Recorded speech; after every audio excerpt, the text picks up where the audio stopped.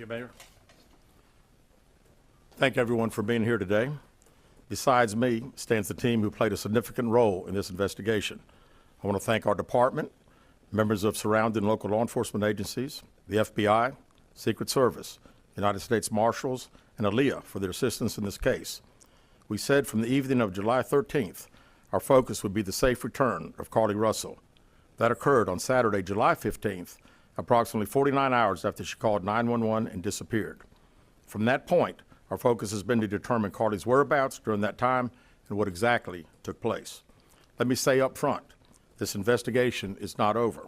We're still working this case, and we will work in this case until we uncover every piece of evidence that helps us account for the 49 hours that Carlee Russell was missing. However, through the public interest, and in some cases, public fear that this story has generated, we owe it to our citizens to tell them the facts that we have uncovered. So I will give you the facts that we know today. On July 13th, at approximately 8:20 p.m., Carlee left work from a business at the Summit. Surveillance video from her place of employment shows Carlee concealed a dark-colored bathrobe, a roll of toilet paper, and other items belonging to the business prior to her departure. She ordered food from Taziki's at the Colonnade and traveled there.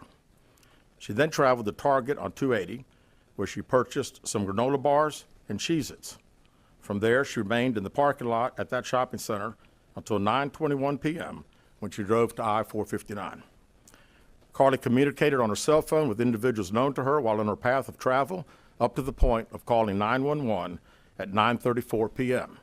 And at this time, we will play the 911 call in its entirety.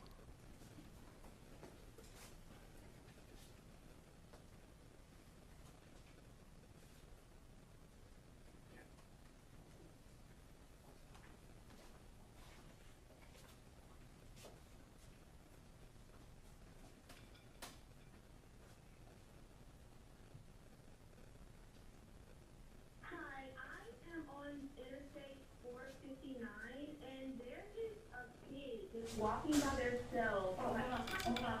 Where on 49 are you? I'm right next to the exit 10 by the River Med, like to get off by the River Med. Okay, so you're before the exit? Yes. Okay, and were you headed southbound or northbound? Like towards Tuscaloosa or towards 280? Towards Tuscaloosa. Okay, and was the child on the left or right side? On the right side. Were they walking northbound or southbound? They're walking towards Tuscaloosa. Walking southbound? How old do they look? Like a toddler, maybe 3 or 4. Did you pull over with them? Are you still with them? Yes. Okay, are you with the child right now? No, I'm not. I didn't get out of the car. I can see them though. Do you mind staying and keeping an eye on them until we get there? Yeah, sure, yeah. Okay, what kind of car are you in? I'm in a red Mercedes-Benz. Is it a sedan or SUV? SUV. I mean, it's a sedan. Sorry. Can you put your hazards on for me? Yeah, they're on. Okay. Did you talk to the child at all, or did you say anything to them? No. Okay. No. Do they look like they're injured? No, they don't. Are they white, black, Hispanic, or Asian? They're white. Okay. Is it male or female? I think it's a boy, a little boy. Right now? Okay, so is he wearing clothes? Yes. Okay. What is he wearing? It's a white t-shirt, and it doesn't look like he has any pants on. It looks like a diaper. And you don't see any cars anywhere? No cars anywhere.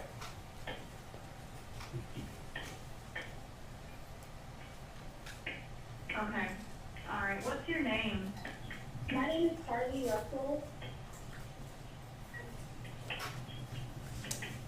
And you don't see any injuries on the child from where you're at, correct? No, but I can't really see them that good. Okay, try to keep an eye on them for the best that you can, because I don't want you to lose track of them. Okay. All right, and do they have shoes on? No. Shoes? Not that I can see. I can't really see that one. Okay. All right, I've got them on the way, okay? Just try to keep an eye on them, but officers are on the way, okay? Okay, thanks. Thank you. Okay, bye. Carlee called a relative after speaking with the 911 operator. She went missing during that conversation sometime after 9:36 p.m. Traffic camera footage was obtained which depicted this portion of the incident, and that footage was analyzed as part of the investigation in conjunction with the 911 call and cell phone data to accurately determine the time frame. Carlee's 911 call remains the only report of a child on the interstate, despite numerous vehicles passing through the area at that time. No one has called to report that a child is missing, and the Hoover Police Department did not locate any evidence of a small child walking down the interstate. Data from Carlee's phone, including her Life 360 app, shows that she traveled approximately 600 yards in her vehicle while she was on the phone with 911, stating that she was following a child. 600 yards. That is 6 football fields straight, 600 yards. The Hoover 911 Center received a second call from Carlee's mother stating that a relative was on the phone with her when they heard Carlee scream, and then they had an open phone line. Hoover police officers arrived on the scene within 5 minutes of being dispatched, and several other officers arrived shortly. They located Carlee's wig and cell phone in the grass near the vehicle. Her purse was located in the front seat of her vehicle with her Apple Watch in the purse. The food she ordered for Tzatziki's was also in the car. The items she purchased from Target, as well as the items taken from her place of employment, were not in the vehicle, nor were they located anywhere around the scene. Hoover police deployed all available assets from the point in the search for Carlee. Additional resources were called in to include our own drone unit, crime scene investigators. Numerous detectives responded to the scene. Throughout the day Friday, officers from surrounding local and federal agencies assisted Hoover police in the search for Carlee Russell. Officers returned to the scene on 459 to conduct a thorough line search for evidence. K-9 teams from the Jefferson County Sheriff's Department responded to check for any sign of Carlee, the child that she claimed to see, and anything else that could be considered evidence in this case. Those searches all turned up empty. Private citizens, including search parties organized by her family, friends, began looking everywhere that they could to find any trace. These searches took place throughout the day Friday and again on Saturday, yielding nothing. At 10:44 p.m. on July 15th, the Hoover 911 Center receives a call from Carlee's residence stating that she returned home on foot. In subsequent investigations, detectives obtained surveillance footage of Carlee walking down the sidewalk alone prior to arrival at her residence. She was conscious and speaking with paramedics when she was transported to UAB. Detectives were able to obtain a brief statement from her prior to being treated and released. During the statement, she told detectives that while traveling down the interstate, she saw a baby walking down the side of the road and called 911. She stated when she got out of her vehicle to check on the child, a man came out of the trees and mumbled that he was checking on the baby. She claimed that the man then picked her up and she screamed.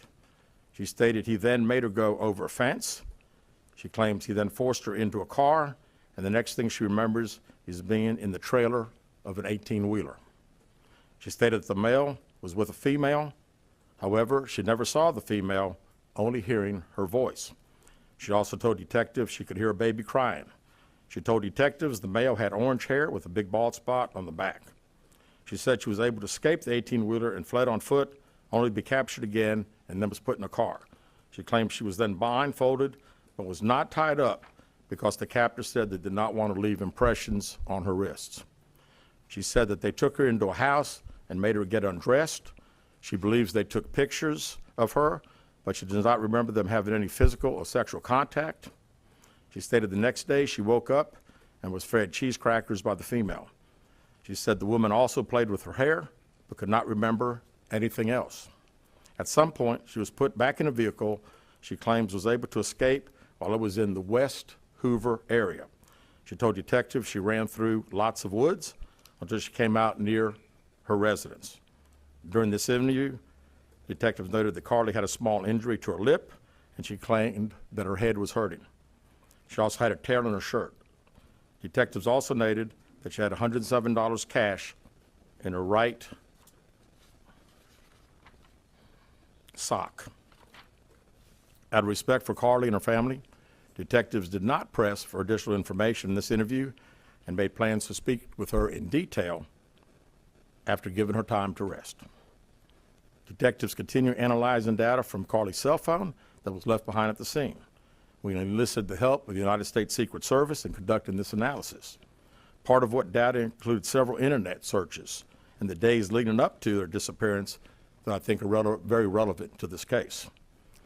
On July 11th at 7:30 a.m., the term, "You have to pay for an Amber Alert," was searched. On July 13th at 1:03 a.m., the day of her disappearance, the term, "How to take money from a register without being caught," was searched. On July 13th at 2:13 a.m., the day of her disappearance, the term Birmingham bus station was searched.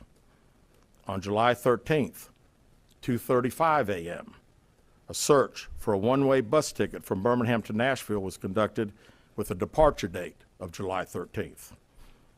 On July 13th at 12:10 p.m., a search for the movie Taken, a film about abduction, was conducted. There were 2 searches related to Amber Alerts on a computer at Carlee's place of employment, including one regarding the maximum age of an Amber Alert. There were other searches on Carlee's phone that appeared to shed some light on her mindset, but out of respect for her privacy, we will not be releasing the content of those searches at this time. We've asked to interview Carlee a second time, but have not been granted that request. As you can see, there are many questions left to be answered, but only Carlee can provide those answers. What we can say is that we've been unable to verify most of Carlee's initial statement made to investigators, and we have no reason to believe that there is a threat to the public safety related to this particular case. Thank you very much.